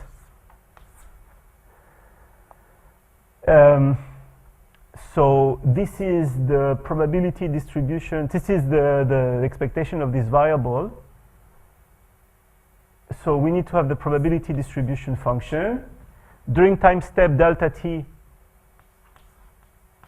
and we have to integrate x to the power 4 p of x. We have to integrate, let's say, from minus infinity to plus infinity. This is by definition the expectation of this variable. Is that correct? Yeah, something like this. Right? We are in dimension 1. So we said that, you know, all the increments here are all independent. That's why I used the first one, delta t. So this is the transition probability. This is transition probability for a Brownian variable during time delta t. Condition that at t equal 0, it was in 0. This is what we said, omega of 0 is 0. So then this is what? This is, in dimension 1, this is 1 divided by 4 pi delta t. So we said diffusion coefficient equals 1, square root exponential of x squared divided by 4 delta t. and then we have to integrate dx, x to the power 4, and this is twice, because it's symmetric, from 0 to infinity. Now this is what we need to calculate. Actually, we don't need to do the calculation. Yeah, and what is delta t? So delta t corresponds, n times delta t is the entire interval, which is capital T. So delta t is t divided by n. And so we are interested in the limit when n goes to infinity, right?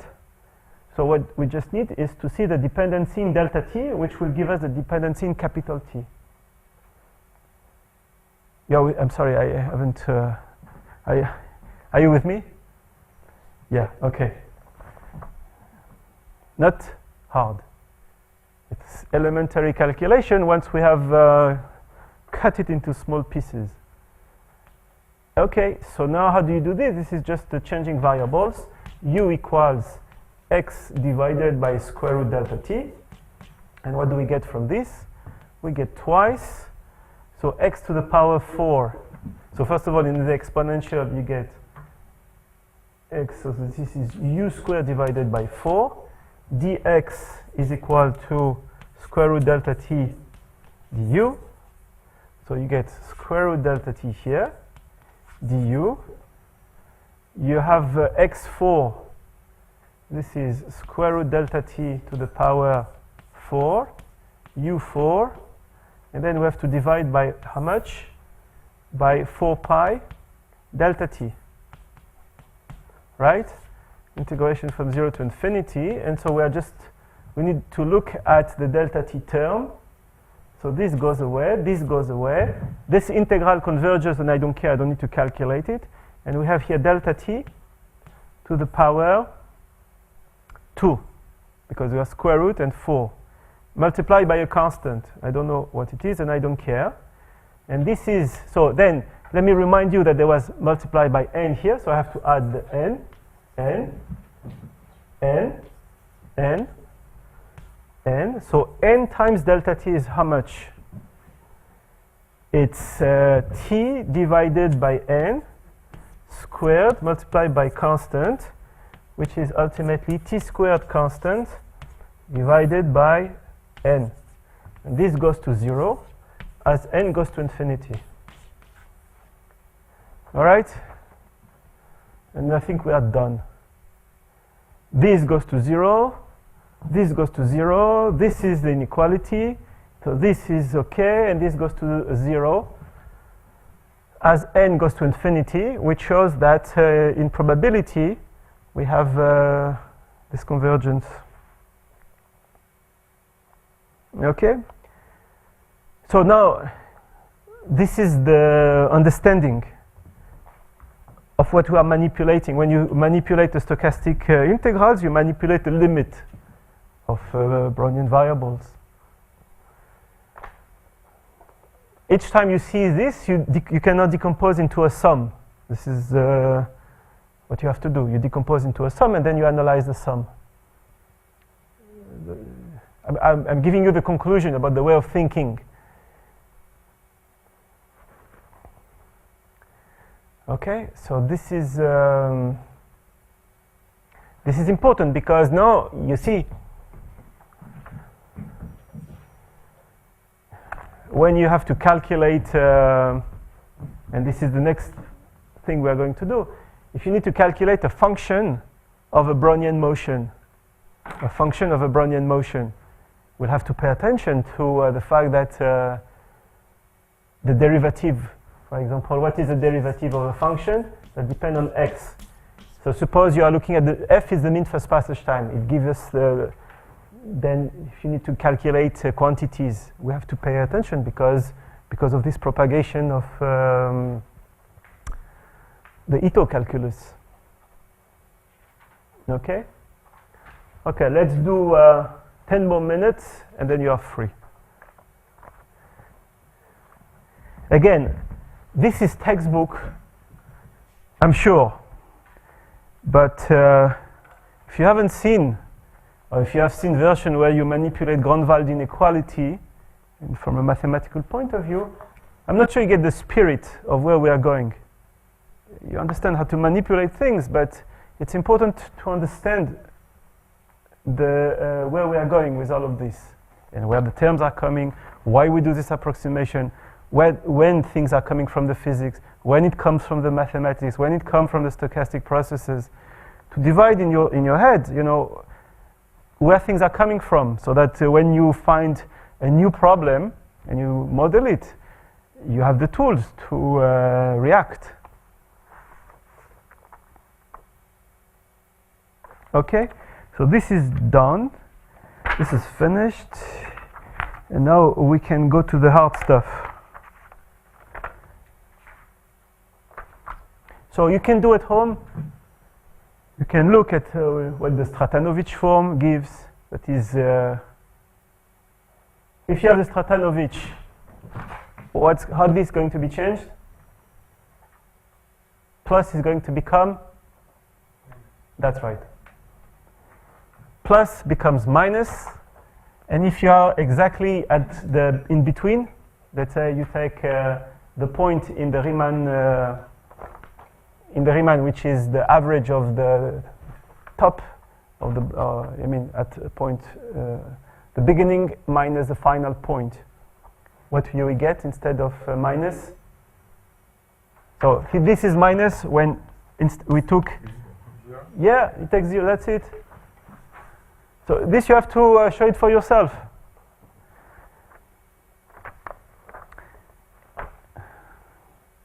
Yeah, and this is also important. This is the basis of, when you do signal processing, when you do tracking of signal.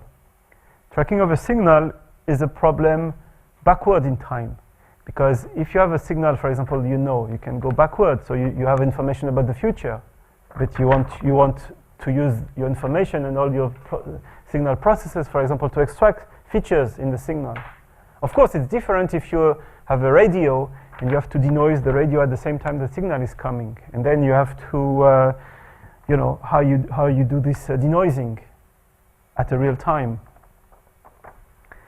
And this, so there's all kind of algorithm, but I'm not going to present that this year. Okay, so now let's go to the next stage, which is called the full. There is other. Okay, I'll skip some exercises. Now let's go to the full Ito formula, which is the following. So Ito's formula. So if you have a stochastic process, you would like to calculate information about the stochastic processes, like what is the mean, what is any moment of interest, conditional information, what is the probability to find the particle outside, knowing that it has hit something. So in principle, you would like to calculate, can we calculate for any function f you want, f of x of t? Basically, when f equals squared, I'm interested in this differential. We found it when f equal to squared. That is, f of x equal x squared. This is just what we did here. So now what is d of f of x for a general function f? Let's suppose f is sufficiently differentiable, at least 3 times, maybe less, I don't care, in a domain. Can we calculate this quantity and what it gives? So if you have a regular function, what do you get? What you get is d of x. If you have a stochastic process, which is, let's say, x dot equal b of x. So you have along a dynamical system, so you have to differentiate with respect to your field. This is df dxi at position xt, right, multiplied by dxi, which is here bi of x of t delta t. So this is the from, let's say, if you are in dimension n, so omega is a, let's say, any kind of domain in n dimension, dimension 2, 3, 4, whatever. So that's it. This is the linear. This d of f. This is called the linear linearized form, and that's it. And the rest you have term of dt squared, which I don't care. What do you get now for Ito calculus? What do you get for a stochastic process? Instead of having x dot equal this, now I'm interested in x dot equals b of x plus sigma of x w dot. So how do you calculate this when you have a Brownian process? A Brownian plus, a stochastic process. Okay. So we've done more or less everything. I will patch the important part. And this is called, the result here is called the Ito formula.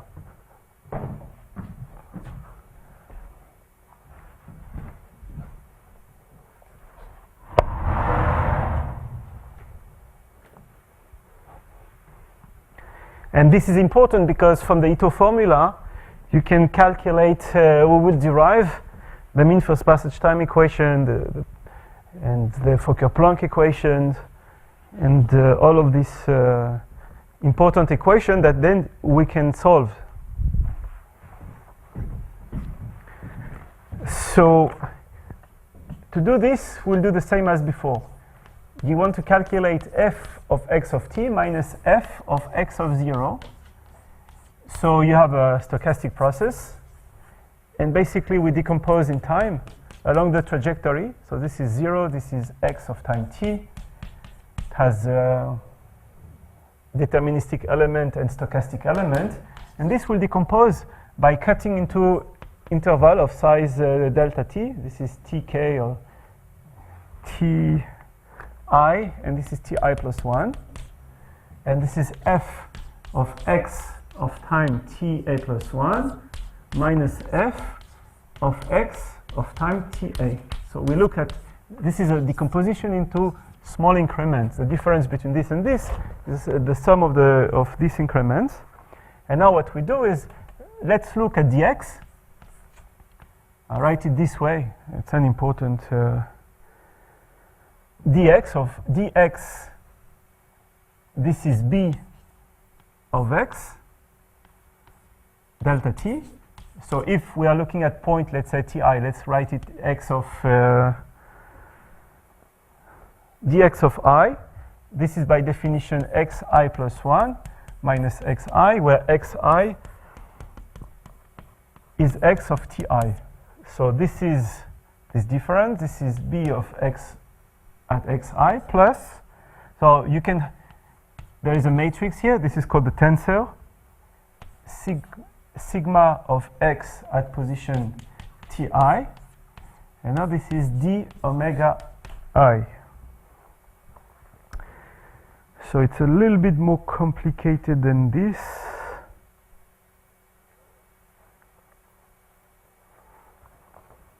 Okay, so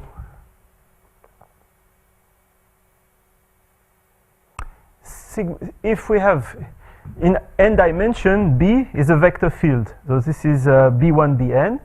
Sigma is a matrix, and omega is also a matrix. So omega here, this is n dimensional Brownian motion. This is the notation. Let's say we're in dimension n. Sigma is a matrix, so I'll call it sigma k q, that can depend on x. So this is called the diffusion tensor.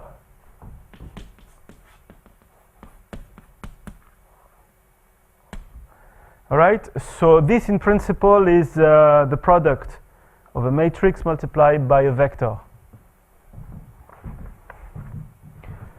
Okay, and then so what we are going to do now is just use a Taylor expansion of this difference to order 2.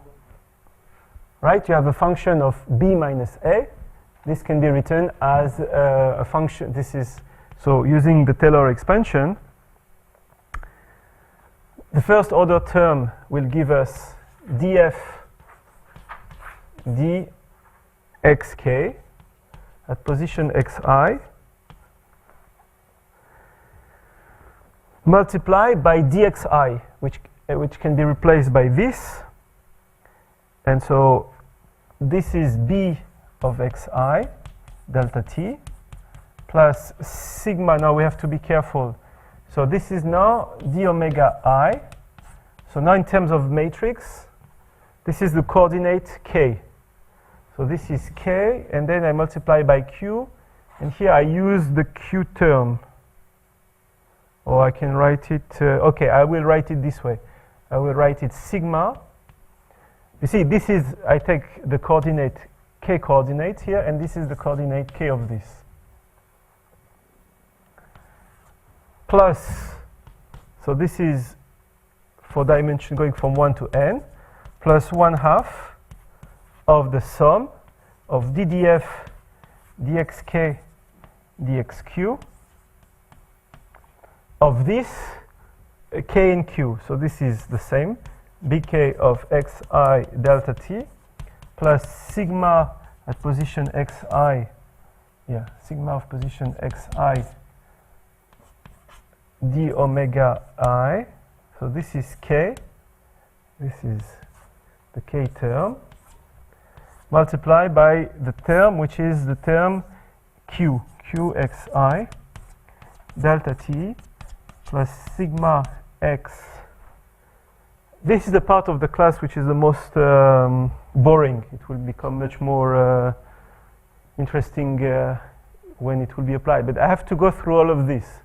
If you don't do it, you will be always afraid of writing it yourself. So let's do all the, calculate. This math is about calculation. So sigma x I d omega I, and this is the matrix, the q component of this matrix, right? Which means we have to sum. This is later on the sum of all this vector multiplied by this matrix. Okay, and then plus something that is negligible. Plus delta t squared. I mean delta t, capital O of delta t. A little capital O of delta t squared. All right, so now what do we do with all of this? What is the term? So this is a stochastic equation. This is a stochastic equation. And so like this term, there is a term that is going to be dependent on delta t, and a term that is going to be dependent of the noise. Time, noise. So here we have to identify the same, to group what is depending on time and to group what is depending on the noise. So let's do this. Where is time here? The first term in time is in here. And where else? So where is the noise term? There is a noise in here. There's a time in here. And now we need to analyze this term, which is, let's suppose this is just dimension 1. Then we have here delta t multiplied by delta t. So this is delta t squared. Delta t squared go to the garbage. We don't care. Delta t multiplied by dq. This is exactly, you remember, this is exactly the calculation I have done here. Except this was dimension 1. This is t multiplied by noise. And t multiplied by noise, it's really like this. And so basically to order delta t, this is for delta t small. I mean, this is an integrated version. But here this is delta t multiplied by d omega. So we'll get delta t multiplied by d omega, and we will see that this will go to 0. I mean, this is not going to contribute because of the Brownian motion. The expectation of this is 0. Okay, so now let's rewrite this in terms of time and noise.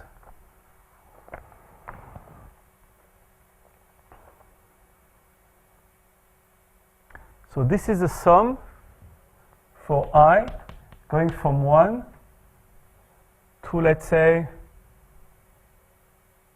capital N. And N will go to infinity. N here, little n, is the dimension of the space.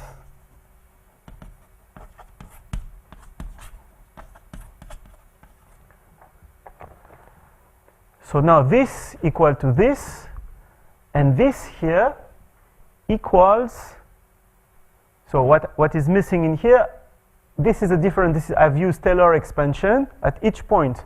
So now if I want to have this equal term, I have forgotten to use the sum from I going from 1 to n. Okay.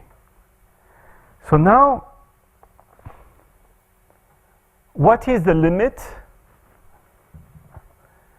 when n goes to infinity of just this term here? Remember, so we cut and we have applied the Taylor expansion. And now we are going to study each term separately. So what is the limit of this term?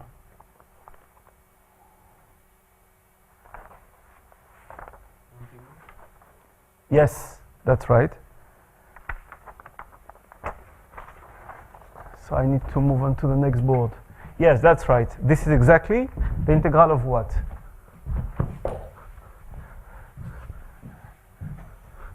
Region of f. Yeah. So this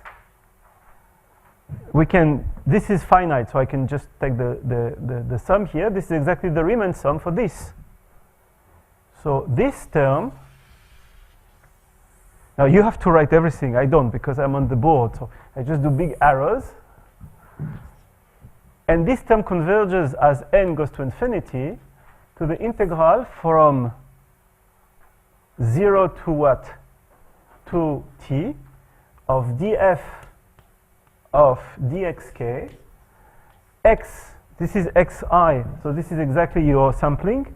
So this converges now to the continuous path x of s, b k x of s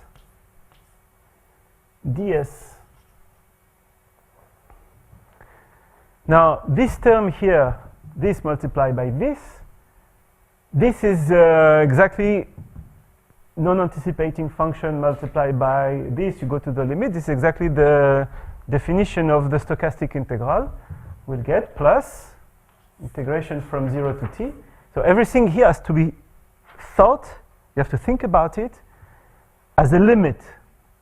So you just take what we have been doing. This is, so I forgot this first sum. There is a first sum from k to little n, which is a dimension. And now there is another sum, which is the same, k from 1 to n. So this you have to repeat at home for yourself. ddf dxk x of s multiply by, so if we do it with the full notation, so this is a matrix sigma k q. This is a matrix, as we said. At position, I write it once, everything, and then you'll do it. D, and then we have to multiply by d omega of q. And here you have a sum. The sum for q from 1 to n. Right, because this is the matrix here. So I told you that this can be seen as a matrix sigma ij, and that you apply to this vector. So I just multiply everything. So it depends on k, on q, and this is the entire sum. All right? Now, as I said, there is a term that you will have to do it at home. But then there is one term here that is going to be very important for us, because we know that what is the limit when we are going to get the product of d omega multiplied by d omega here. This, we have done it. We did it here. So let me rewrite this. We get, there is one more term that I'm going to rewrite, which is 1/2 of the sum from 1 to capital N of the sum of ddf dxi dxq dx k dxq. And then we have to be careful. So this term here, so this is a plus b multiplied by a plus b.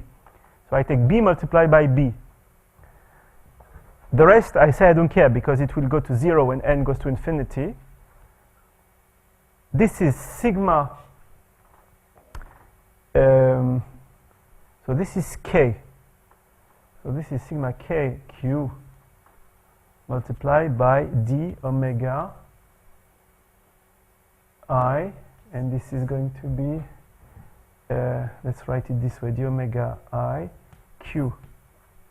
And the same here, this is going to be sigma. So now this time we have, no, this q is not good, so let's call it q1. And this we have the q, so this is q, q2, d omega I. I mean, it's true that there is also, okay, I'll write it this way. And this multiplied by q2. And here we have to add. So there is a sum here on k, on q. And here I have added a term, which is the sum here on q1. And here a sum on q2, which I'll remove all the sum and put it there. The sum of q1 and comma q2. So I have 5 sums, but I don't care. What is the limit now of all of this? Don't care about the sum. When n goes to n goes to infinity, so this is the sum of the I. What is the limit of this? This is what we have done, what we just did, no? The regular integral of what is inside. Yeah, it converges to what? So this is a sum of an infinite sum of Brownian variable. They are going to converge to the mean. That's right. What is the mean of this? You have to take the mean. That's right. So expectation of this, you have 2 Brownian variables. They are going to, everything will be cancelled except when they are all equals. That's right. And then when they are equals, it means that q1 equal q2. So this is sigma k q1, sigma k q1, d omega, this is going to be delta t. And then we are left with everything else. Nothing else has changed, which is going to be the sum for k, for q and q1. We don't care about q2 because one sum drops. ddf dxk dxq, this. And now what is the infinity? I mean, I forgot something, which is the integral. Let me write it properly. This is the integral from 0 to t, capital T. This is ddf. I'm writing everything so that it becomes clear. dxk dxq. So sigma k1, sigma k k1, y2k here. Now this is incorrect. This is q here. This is q. So this is k, and then we are left. So this is x of s at position s. This is x at position s. This is x at position s, and ds. And there was a factor 1/2. Are we good? I think so, no? Some other. And then we have to sum here over k, over q, and over k1. And actually over k1, you can have this over k1 here, like this, over k1. And this is simply actually the matrix sigma sigma transpose, which is here. If you do sigma sigma transpose, this is exactly this matrix. That's why in probability, in the Ito equations, you get always this sigma sigma transpose that comes. And this is the equation. So what is the summary of all of this? Now we need to, this was for the case of the deterministic function. And now for the case, you can now differentiate everything with respect to capital T. So you don't have to write anything. Just write here d of f equals this plus this plus 1/2 of this, right? Because we have calculated here this quantity f of capital xt minus f of x0 equals this term plus this term plus this one. And this was the intermediate term.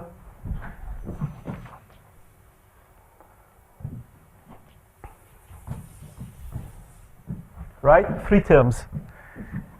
And this is what in the PDEs will lead to the Laplacian and what you have seen when you study the diffusion equation, where it comes from. It comes from this formula, from the fact that here you have the second derivative. Okay, you have to redo it for yourself, for those who have never seen that. I wanted to do that for those of you who are not mathematicians, because this is how it is done. By understanding that this is a limit. You see this is a limit. And you replace basically, because we know that at the limit this is equal to the mean, so you replace by the mean.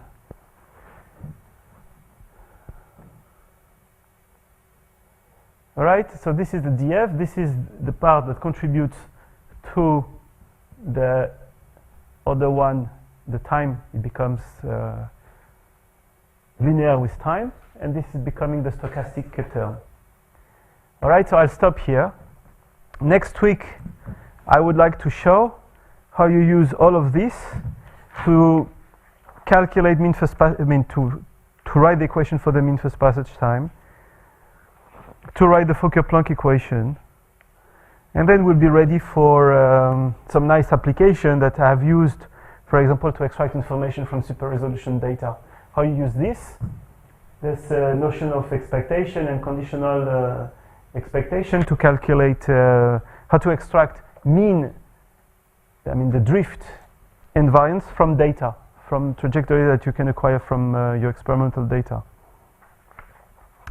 All right, and then we'll do some conditioning so that you can see how you can calculate thin condition in the future.